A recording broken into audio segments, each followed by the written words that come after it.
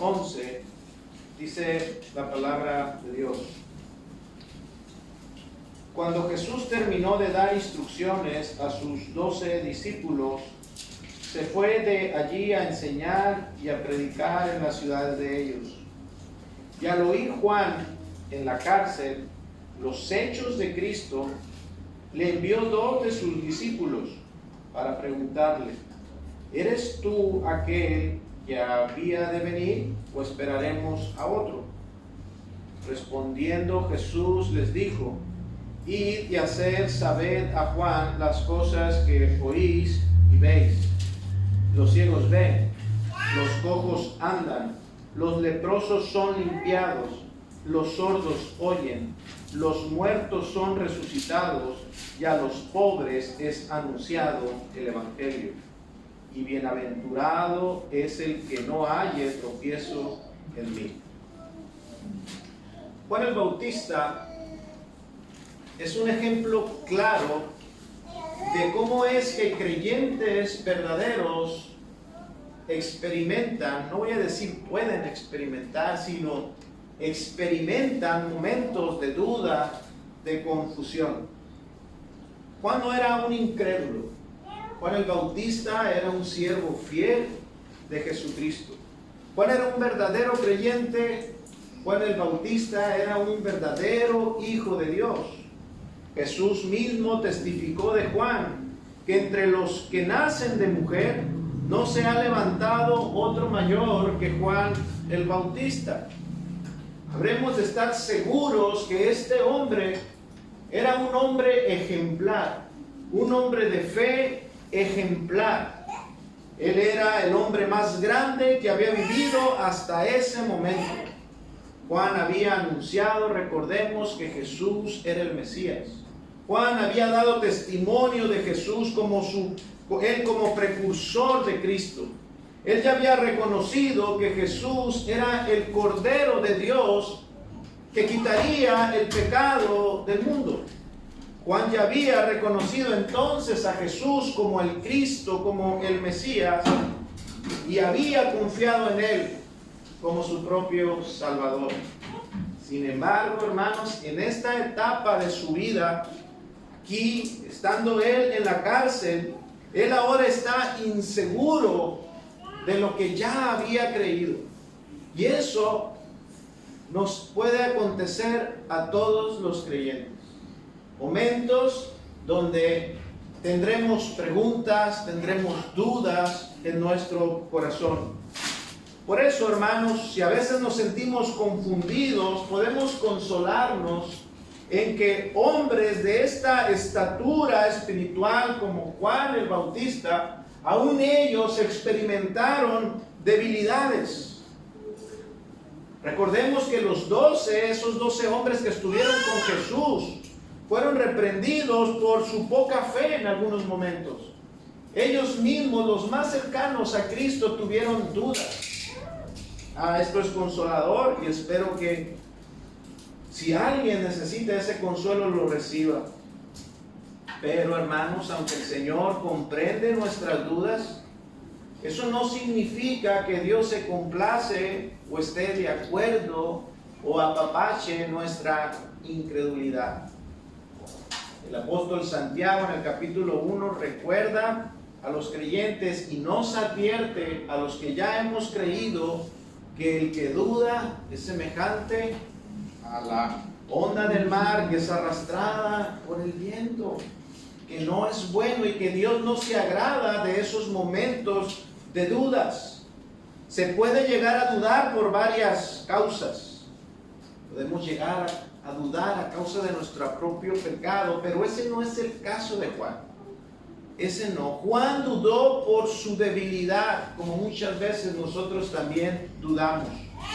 Recordemos que Juan estaba en prisión y ahora está aquí desconcertado. El hombre de fe ahora está desconcertado y por eso envió 2 de sus discípulos a Jesús a preguntarle. Dice nuestro texto: pregúntenle a Jesús, ¿eres tú aquel que habría de venir o esperaremos a otro? En su corazón Juan creía realmente en Jesús. Juan era un fiel creyente de Jesús, ya lo había atestiguado, pero ahora la adversidad, ahora su momento de prueba, en este momento, en ese estado en el que ahora se encuentra en prisión, eso afectó sus emociones. Y de alguna manera la adversidad afectó su mente, sus pensamientos y sus emociones, como a cualquiera de nosotros nos ha ocurrido. Y dudamos. Es como si Juan estuviese preguntándose, ¿he creído en Jesús como mi Salvador? ¿Acaso me he equivocado? Cuando estaba pidiendo, hermanos, cuando envía a esos discípulos, a sus discípulos, a pedirle una nueva información a Jesús, sino más bien Él está enviando esos hombres a Jesús para que le traigan una confirmación. Yo he creído en ti, Jesús. ¿Me he equivocado? Confírmame, dime que no. Dime que no me he equivocado. Él creía, pero su fe se debilitó en ese momento, como ocurre con cualquier otro creyente. Después de estar encarcelado por muchos meses, ya no está Juan predicando. Juan está aislado, está sin contacto con el mundo exterior, y dice que una vez que Jesús envió a sus 12 a aquella misión de evangelismo que estuvimos estudiando, Jesús entonces se va a ministrar solo a Galilea y empieza a hacer muchas obras, y esas obras que Jesús estaba haciendo, ese informe es llevado a Juan, a donde estaba en la cárcel, y dice: Jesús está haciendo estas cosas.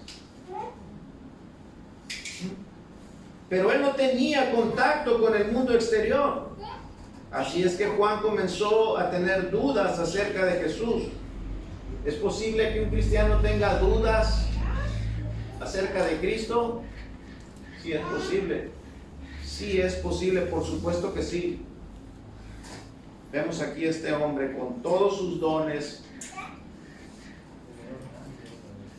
presentando dudas acerca de Cristo.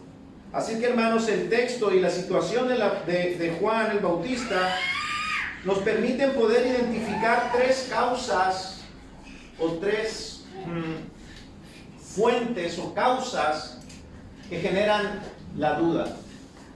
Esas causas son las circunstancias difíciles, una revelación incompleta y las expectativas no cumplidas. Es lo que veremos el día de hoy. Tres causas para la duda. La primera, entonces, ¿qué puede generar la duda? En el caso de Juan el Bautista, vemos que las circunstancias difíciles provocaron la duda en este hombre. Humanamente hablando, la carrera de Juan estaba terminando en fracaso. Estaba en la cárcel. Lo que bien había empezado parece que estaba acabando muy mal. Siendo un predicador aclamado y famoso, querido por las multitudes, tan solo los religiosos no lo querían ni ver, pero el pueblo lo amaba, lo respetaba y quería escucharlo. Pero ahora lo que había empezado muy bien está terminando, humanamente hablando, muy mal. Está en la cárcel, está en prisión. Estaba ahí aprisionado en cárcel. Él había sido un hombre impresionante, un ministro de Cristo ejemplar. Él había sido un hombre apasionado en su ministerio, en lo que él hacía. Un hombre independiente que no dependía de otros para seguir haciendo la voluntad de Dios. Un hombre agresivo, un hombre valiente.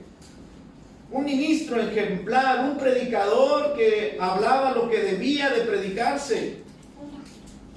Y se dirigía sin temor a quien debía dirigirse. Un hombre que no tenía miedo. Un hombre que llamó al pecado pecado y no se tentó, no se detuvo para llamarle pecador a los pecadores. Juan fue un ministro fiel del Señor. Sin embargo, ahora está en la cárcel a causa de serle fiel al Señor. En un viaje que tuvo Herodes Antipas, en un viaje que tuvo a Roma, sedujo a la esposa de su hermano. Allá conoció a la esposa de su hermano y la sedujo. Cuando Herodes, que era el gobernador de Galilea, regresa a Galilea, ve a su esposa y se separa de ella, porque sedujo allá en Roma a la esposa de su hermano.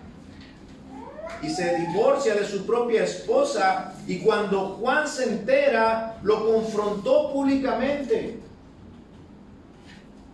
E inmediatamente entonces Herodes lo mandó arrestar. No lo mandó matar porque Herodes temía al pueblo, porque el pueblo amaba a Juan el Bautista. Así es que lo único que pudo hacer es encarcelarlo y no sabía qué hacer con él. Y ahí lo tuvo por muchos meses. Pero esto vino a causa de que Juan fue fiel al Señor. Ahí está Juan en un calabozo oscuro y asfixiante. Pensemos lo difícil, lo adverso que era para este hombre estar en una mazmorra. ¿Dónde vivía Juan? En el desierto. Era un hombre libre. Era un hombre que disfrutaba de vivir de esa manera. Diríamos, era un hombre de campo. Un hombre que vivía en la naturaleza. Él vivía en esos espacios amplios, abiertos, acostumbrado a que le pegaran el rostro, el aire. Él tenía el cielo y las estrellas por su techo, y ahora estaba en prisión.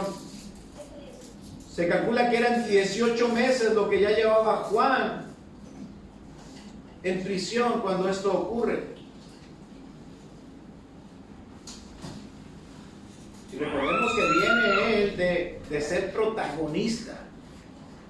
El pueblo estaba viviendo un momento muy especial. El pueblo de Israel está viviendo un momento muy especial. Se levantó un profeta. Dios está hablando después de mucho tiempo de que no ha hablado. Dios nos ha dado un profeta, y ese profeta era Juan.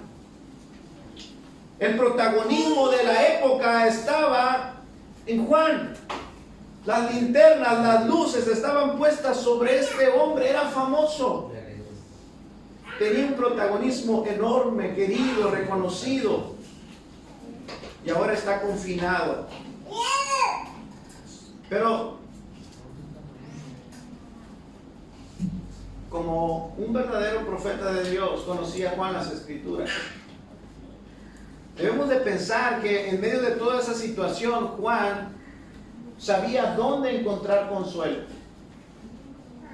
Él conocía la palabra de Dios. Él no pudo haberse olvidado de lo que ya conocía. Nosotros conocemos el Salmo 121 y Juan también. Alzaré mis ojos a los montes. ¿De dónde vendrá mi socorro? Mi socorro viene de Jehová, que hizo los cielos y la tierra. Juan sabía a quién debía de recurrir para encontrar consuelo en medio de la adversidad. Él conocía los escritos de los profetas, sobre todo Isaías. Isaías 51, el Señor dijo: yo soy vuestro consolador. ¿Quién eres tú para que tengas temor del hombre? ¿Qué es el mortal?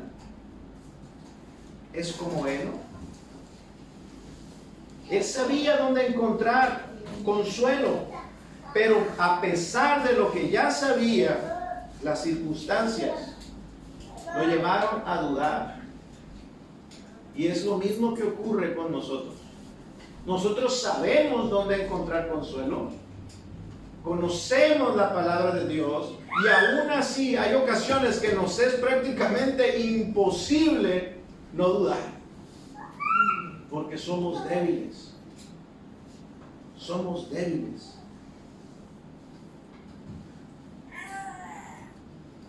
Imagínese a Juan preguntarse, ¿por qué Jesús permites que tu siervo sufra aquí en prisión?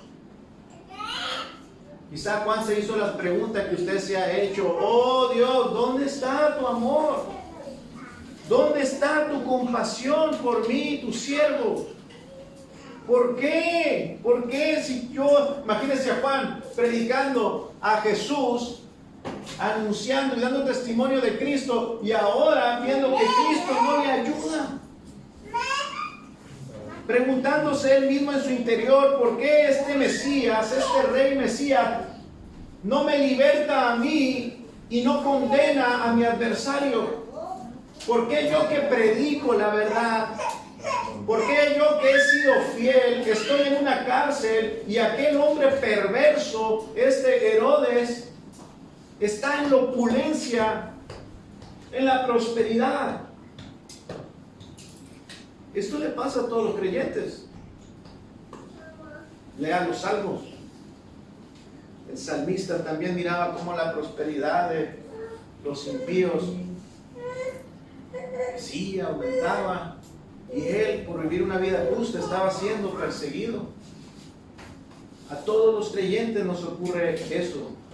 Cuando un creyente ha sido fiel al Señor por muchos años y luego experimenta una desgracia, es muy difícil no dudar del amor de Dios. Es muy difícil no preguntarse, ¿dónde está la justicia de Dios? Cuando un hijo se nos muere, es muy difícil para los padres cristianos preguntarse, ¿dónde estabas, Dios? O cuando un hijo no viene a Cristo y está en el mundo perdido, y usted ha sido fiel al Señor y ha orado. Es muy difícil no preguntarse, ¿por qué Dios no me has respondido? Es muy fácil preguntarse eso, perdón. O cuando la enfermedad, el cáncer o alguna enfermedad terminal nos llega a nosotros o a alguien que amamos, es muy difícil no preguntarse, ¿por qué a nosotros? ¿Por qué a nosotros? ¿Por qué ha permitido Dios que esto nos suceda? ¿Por qué Dios no nos ayuda? Pero si nosotros perseveramos, insistimos en ese tipo de pensamientos, hermanos, Satanás, el diablo, toma ocasión para hacernos pecar, hermano.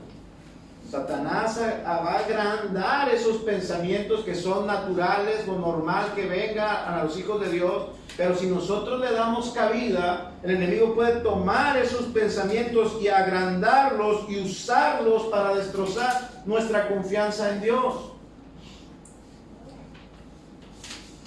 Cuando el creyente está en dificultad, cuando un creyente está sufriendo, es muy vulnerable al enemigo.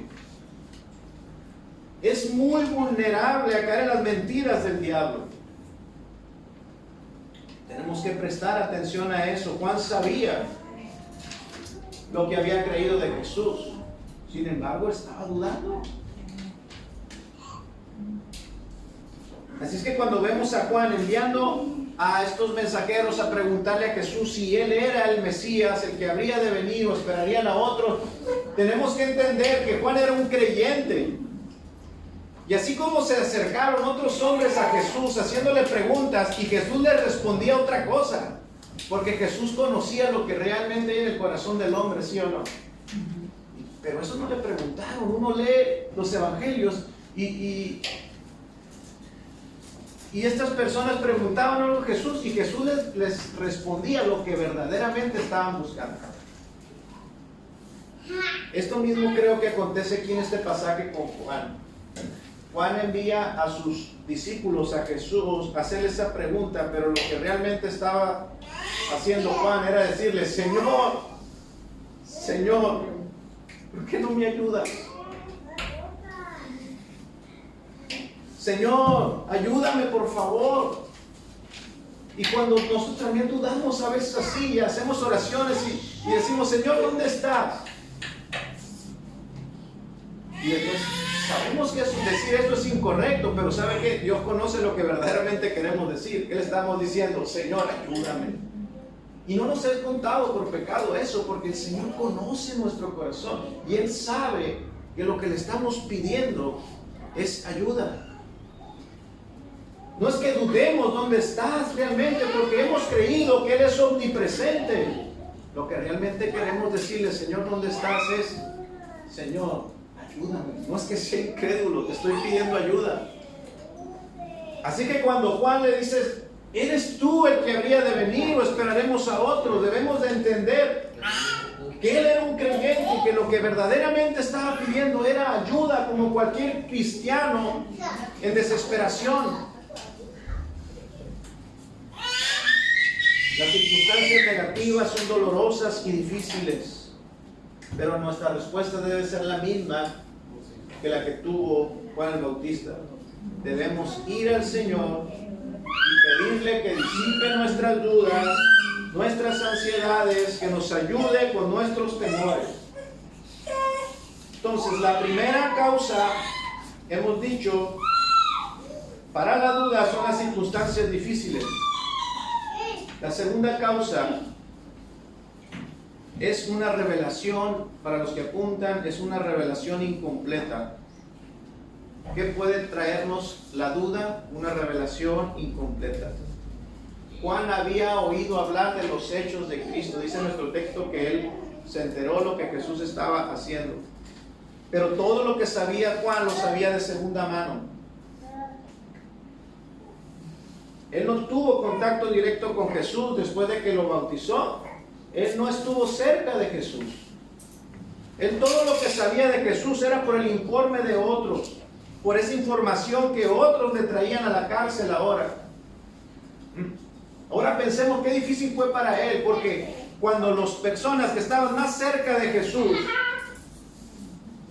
los que se sentaban a su lado para escuchar sus enseñanzas, los que vieron de primera mano los milagros de Jesús, los que estaban ahí cuando las personas eran sanadas, los que estaban ahí, los discípulos que vieron a los muertos resucitar, esos que estaban ahí cerquita, los que Jesús llamaba aparte para explicarles lo que había dicho, esos que estaban cerquitas dudaron. ¿Cuánto más Juan el Bautista, que estaba en la cárcel y que todo lo recibía por informes de otros? Una revelación incompleta pues nos puede y nos va a generar dudas. Yo ya tenía más de un año en la cárcel solamente recibiendo informes de otros. No era fácil para él entender lo que ocurría en el ministerio de Jesús. Él no tuvo la oportunidad, como decían, como está escrito, ¿verdad? Lo que vieron nuestros ojos, lo que palparon nuestras manos, ¿verdad? Eso es lo que nosotros les testificamos. Él no tuvo ese privilegio de estar ahí. Él no experimentó toda la verdad acerca de Jesús. Hermanos, y hoy en día muchos creyentes también dudan porque tienen una revelación incompleta acerca de Dios. La razón es que les falta el conocimiento. Esos cristianos inconstantes que están dudando y que los ves de arriba a abajo, que son así como la onda del mar, como dice Santiago,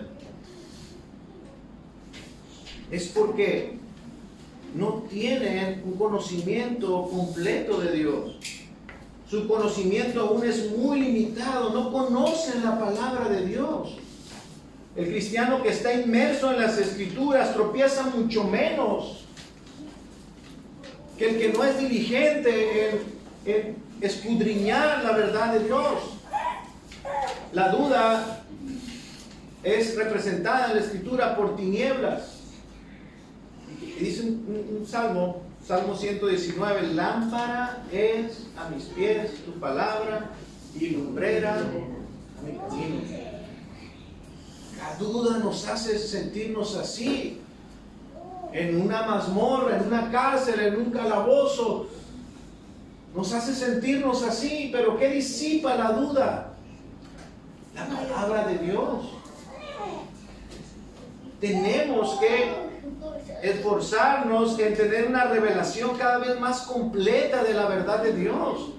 Si no queremos nosotros caer presos de la incredulidad. Jesús respondió a los discípulos, recuerda, en el camino de Maús. Si quiere ir a la escritura, está en el Evangelio de Lucas, usted conoce ese texto, Lucas 24, 25.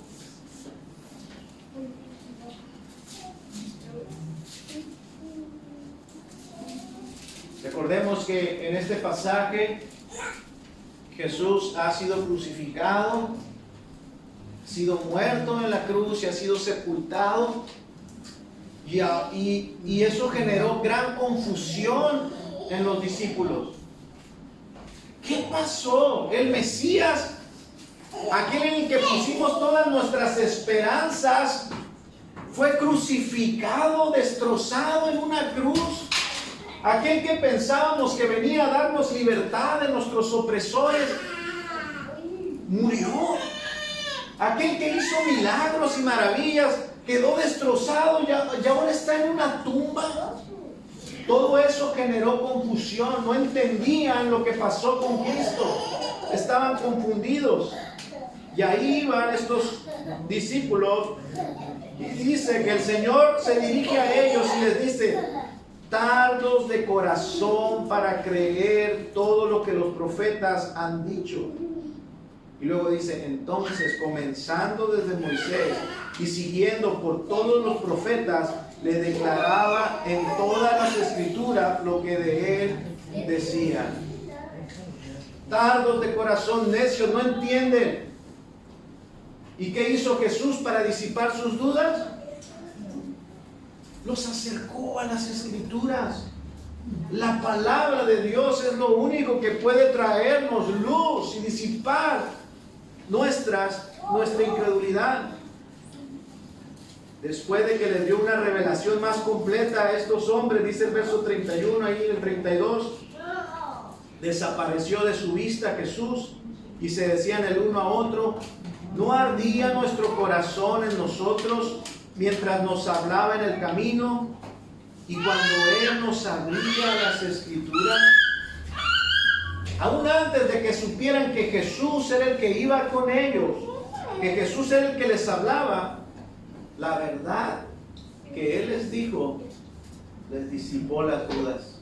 Entendieron una revelación más completa de Cristo. Era necesario que el Cristo muriera y fuera sepultado y que resucitara para darnos salvación. Entonces entendieron. Una revelación incompleta. Ellos conocían el Antiguo Testamento, pero no lo entendían. Les faltaba revelación. Y hasta que Jesús les explicó, hasta entonces entendieron lo que había pasado en el Calvario. Y las dudas se fueron. Todos necesitamos estar expuestos continuamente a la palabra de Dios para disipar el temor, las dudas, hermanos. Y para poder decir como Pablo, en medio de la duda, Pablo dice en 2 Timoteo 1:12: yo sé en quién he creído. Puedo estar preso, pero yo sé en quién he creído y estoy seguro que es poderoso para guardar mi depósito para aquel día. Él me ha dado promesas y no las voy a perder. Yo sé en quién he creído. Pero estás preso, Pablo. Sí, Juan también lo estuvo. Cristo también lo estuvo. Los profetas también, pero Él ha sido fiel. Yo sé en quién he creído.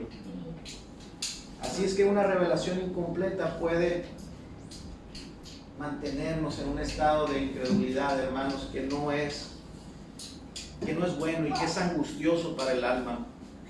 Tercero, otro generador de dudas son las expectativas no cumplidas.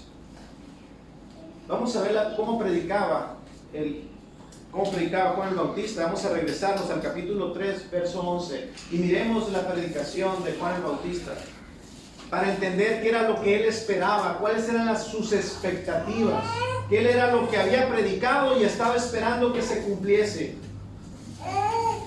Dice el texto en el capítulo 3, verso 11 y 12. Él dijo: el que viene tras de mí, cuyo calzado yo no soy digno de llevar, es más poderoso que yo. Está predicando a Cristo. Él los bautizará en Espíritu Santo y fuego. Hermanos, la mayoría de nosotros venimos de iglesias pentecostales y nos ha dicho que el fuego es sacudirse y caerse al piso. Eso, ningún estudioso serio de la palabra puede afirmar eso. La escritura se interpreta con la escritura. Y fuego, cuando Dios envía fuego, es juicio. Es juicio. Lo que estaba diciendo, cuando venga el Mesías, Él va a traer su bendición, Él va a traernos su presencia, pero también va a traer juicio. Juicio. Su aventador está en su mano. ¿Sabe qué es el aventador? El aventador es como un tenedor gigante, una pala, no sé cómo le llaman aquí en el valle, ¿no? Es como un tridente de 4 o de 5 ganchos, con el cual lo metían en el trigo y lo sacudían, y toda la paja quedaba de un lado y el trigo bueno quedaba de otro. El Mesías viene con su aventador en su mano, viene a separar, viene con juicio, viene a limpiar su era y recogerá su trigo en su granero y quemará la paja en fuego que nunca se apagará. Esa era la predicación de Juan el Bautista, era lo que esperaba, esa era su expectativa, era palabra de Dios, pero él no la entendía plenamente. Los profetas profetizaban y muchas veces lo que profetizaban no lo entendían plenamente. Y él predicaba de esta manera, así es que él entendía que cuando el Mesías llegara, iba a venir así, tal como Dios se lo había dicho. Juan sabía que lo que predicó era palabra de Dios, que era cierto, y sabía que ese Mesías era Jesús, pero aún Jesús no hacía ninguna de estas cosas que él predicó. Jesús no hacía todavía la separación, ni traía el fuego. Si eres el Mesías, vas a hacer justicia, y yo estoy en la cárcel, ¿por qué no haces justicia? Juan esperaba que Jesús tomara su tenedor de labranza y limpiara su era para quemar la paja. Juan esperaba que Jesús mostrara su poder para traer ese juicio absoluto y completo. Sus expectativas. Pero ¿qué pasó en lugar de eso? ¿Qué hizo Jesús? Jesús empezó a comportar como los rabinos de su época. Los rabinos se hacían de discípulos y luego los formaban y luego los enviaban. Y Jesús estaba haciendo lo mismo. Jesús estaba llegando de personas más cercanas, los estaba preparando, los enseñaba y luego los enviaba. Entonces Jesús se está comportando como un rabino y empezó a tener dudas, porque el Mesías va a venir a traer juicio y arreglar todo. Él empezó a tener dudas. Ahora, cuando Jesús mostró su poder para hacer milagros, si ponemos atención a esos milagros que Jesús hacía eran únicamente para salvar o para curar a las personas y no para juzgarlas y destruirlas. Jesús demostró poder, pero no un poder para destruir a los enemigos, sino más bien para ayudar a las personas y sanarlas. Juan no estaba mirando esa intervención divina para juzgar entonces y traer justicia. Juan miraba que Jesús no estaba trayendo la venganza. El Mesías iba a vengar. Así estaba escrito en el Antiguo Testamento. Y Jesús no traía la venganza. Ni siquiera Jesús se defendió de sus propios acusadores. Entonces él empezó a dudar. ¿Eres tú el que había venido? Esperaremos a otro. Yo sé que sí eres. Pero ahora estoy dudando. Entonces Juan dudó también porque sus expectativas no se cumplían. No se cumplían. Y a los creyentes nos es difícil comprender por qué Dios permite que sus hijos sufran. Tenemos expectativas acerca de Dios y en esas expectativas pensamos que no es posible que los hijos de Dios sufran. No es fácil asimilar por qué tantas personas malvadas están prosperando en este momento mientras los hijos de Dios sufren. Mis expectativas. ¿Por qué yo sufro y batallo tanto en esta vida? Yo que predico la justicia, yo que procuro hacer el bien a los demás, yo que predico a un Dios justo, yo que predico que Dios vendrá y va a juzgar a los malvados e incrédulos. ¿Por qué Dios permite que yo esté siendo tratado como un malhechor? ¿Por qué me va tan mal?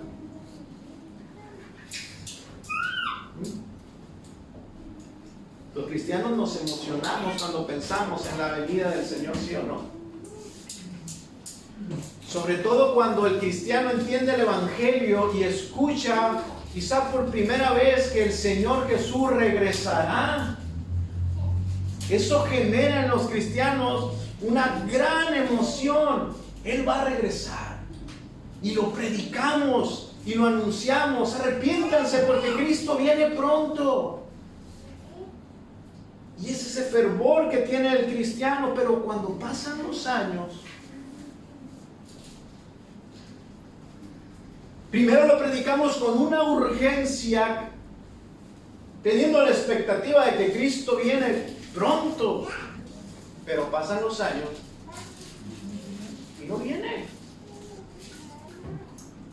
Y Cristo no ha venido.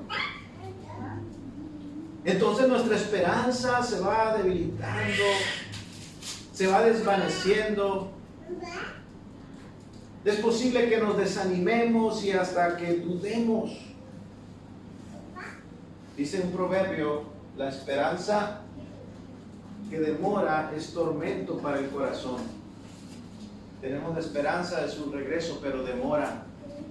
Y eso puede ser tormento para nuestro corazón. Dice, pero el deseo cumplido es un árbol que nos da vida. Pero aquello que no ha llegado, las expectativas que no se cumplen, producen dolor. Y pueden producir duda. Así que hermanos, no dejemos que las expectativas no cumplidas nos hagan dudar. El apóstol Pedro dice en su segunda epístola, en el capítulo 3, verso 9, el Señor no retarda su promesa. El Señor no retarda su promesa, según algunos tienen por tardanza, sino que es paciente.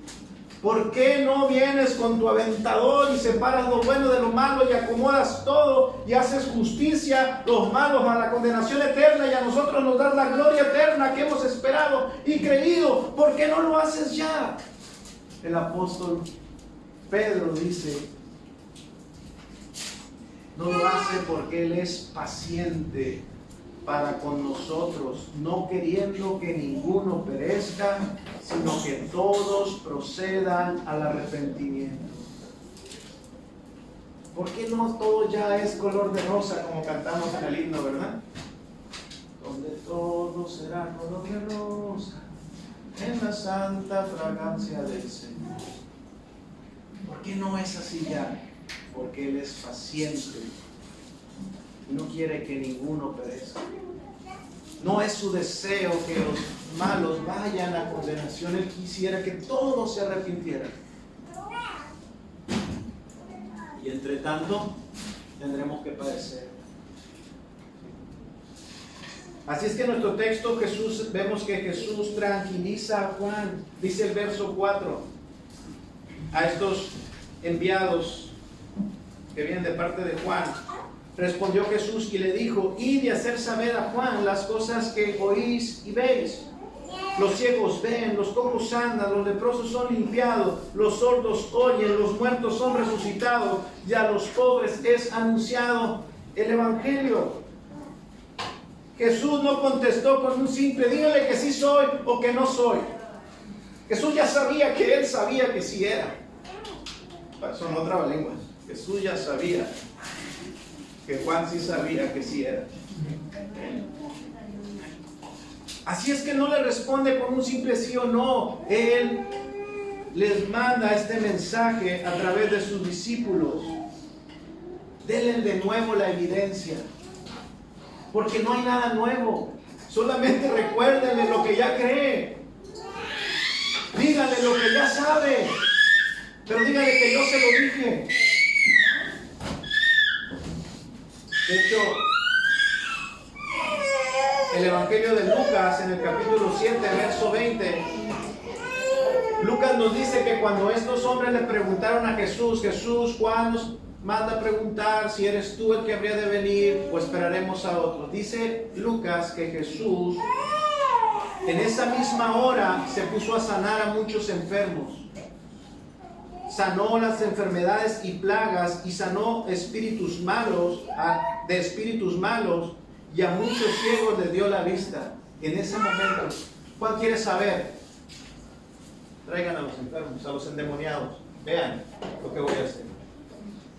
Lo hizo y luego díganle a Juan lo que acaban de ver, que los enfermos son sanados, que los ciegos ven, que los muertos han resucitado. Díganselo. Porque Jesús ama a Juan. Porque Jesús ama aún a los discípulos que dudan. Porque Jesús es misericordioso. Porque Dios no nos rechaza porque tengamos duda o tengamos momentos de incredulidad. Porque Él es bueno. Él entonces le recordó a Juan lo que ya sabía. ¿Y qué pasó? ¿Las circunstancias mejoraron para Juan? ¿Los hechos, la realidad presente cambió para Juan? Llegaron los discípulos: Juan, vimos esto y Jesús te mandó este mensaje. ¿Ya cambió todo? No, hermano. No, Juan no fue libertado de la cárcel. Jesús le mandó ese mensaje a Juan para dejarlo preparado para ser decapitado, para enfrentar la muerte. Ten confianza, no dudes. Yo soy, tú has creído bien. Yo soy quien tú sabes que soy. Ten confianza. Disipa tu duda. No dudes. No dudes. Así es que Jesús le envía esa respuesta a Juan, no para cambiar sus circunstancias, sino para animarlo, para renovar su fe y su confianza en Él.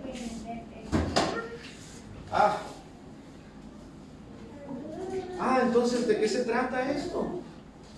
De la vida eterna. ¿De qué se trata el cristianismo? De la vida eterna, de la salvación de nuestras almas.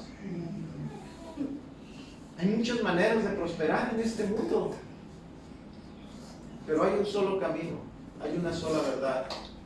Solo en uno está la vida y su nombre es Jesucristo, el que murió y resucitó conforme a las Escrituras. Él es el único que puede darnos salvación y vida eterna. Y Jesús le dice estas últimas palabras a Juan en el verso 6: y bienaventurado el que no halle tropiezo en mí. Es una advertencia, Juan. Sí, es una advertencia. Una advertencia que también te puede dar mucha esperanza. Porque si tú dudas de mí, porque los incrédulos que se van a perder van a permanecer en su incredulidad, pero los que se salvan son aquellos que van a estar en la fe en el Hijo de Dios. No dudes. ¿Quieres tener la bendición del reino? Juan esperaba el reino del Mesías. ¿Quieres tener, Juan, la bendición del reino eterno? No dudes si quieres tener esa bendición. No dudes. Así que Mateo, este evangelio no nos habla del fin de la duda de Juan. Pero estamos seguros, hermanos, de que Jesús era la persona más importante para Juan, como lo es para todo creyente, como lo debe de ser para cada uno de nosotros. ¿Quién es el ser, la persona más importante? Cristo. Cristo es el centro de nuestras vidas. Él es la más importante, y para Juan Jesús era lo más importante.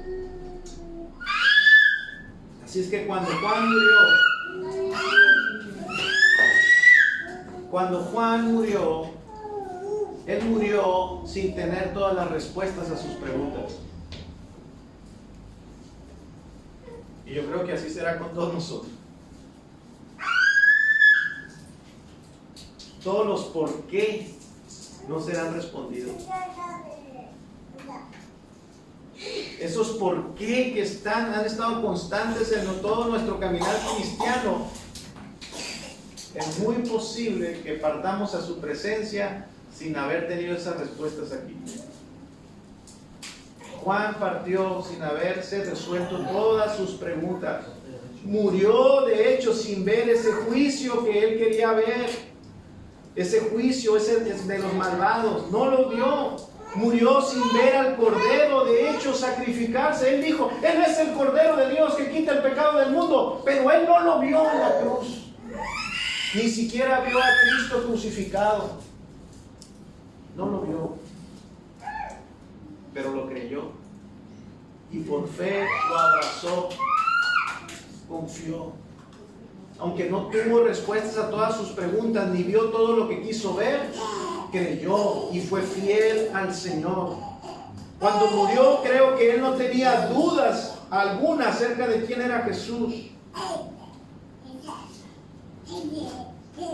Juan debió haber muerto, hermanos, contento, dejando todas sus dudas en las manos del Señor. No entendía todo. Él no entendía todo, pero confió en Cristo. No lo entendía todo. Ahora quizás nosotros entendemos mucho más de lo que él entendía. Nosotros tenemos la revelación completa del Evangelio de la cruz. Él no la tenía, pero creyó en lo que le fue dado. El secreto entonces para no tropezar con Cristo es ese mismo, hermanos: dejar en las manos de Dios todo lo que no entendemos y confiar en Él. La gente tropieza. Ven a Cristo. No, fíjate, porque yo creo que Cristo no es un invento. No, yo creo que no creo en Dios porque la Biblia lo escribieron los hombres. Y tropiezan. No, yo no creo en Cristo porque eso de que caminó sobre el agua ha de haber sido un truco. No creo. No creo en Cristo porque no, él ha de haber sido un extraterrestre. Y tropiezan, y tropiezan, y tropiezan. Y los hombres siguen tropezando con Cristo. Pero el verdadero creyente no. Se le ha concedido una fe para creer en Él y persevera en esa fe. Y tenemos un grandísimo consuelo, hermano. Dice Pablo en 2 Timoteo 2:13. Pablo nos asegura, la Escritura nos asegura, si fuéramos infieles, Él permanece fiel. El más grande de los hombres, Juan Bautista. Entre los nacidos de mujer no ha habido ninguno como Juan, pues ese dudó. Dudó. Pero Dios permanece fiel. Fiel a su palabra, fiel a su pacto. Él no puede negarse a sí mismo. Así es que debemos ir a Jesús para consolarnos.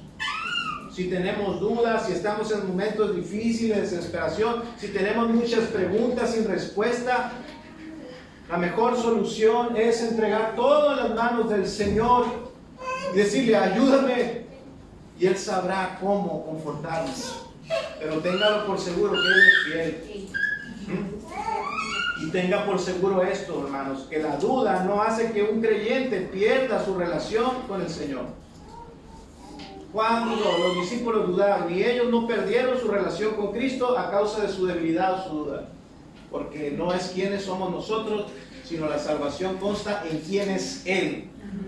¿Qué es lo que Él hizo? ¿Qué es lo que Él dijo? Esa es la fuerza de la salvación. Damos gloria a Dios por su palabra. Vamos a orar.